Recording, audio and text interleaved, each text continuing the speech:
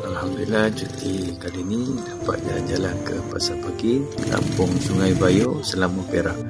Masya Allah, pasar yang begitu panjang sejauh 2 km, menghimpunkan peniaga-peniaga dari 3 negeri, Perak, Kedah dan juga Kelantan.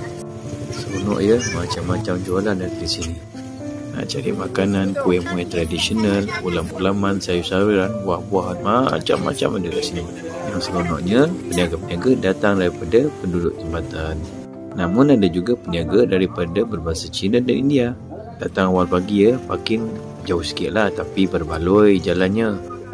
Walaupun 2 km, tetapi meriah dengan jualan-jualan dan orang ramai tu, tak rasa letih berjalan sejauh 2 km tu.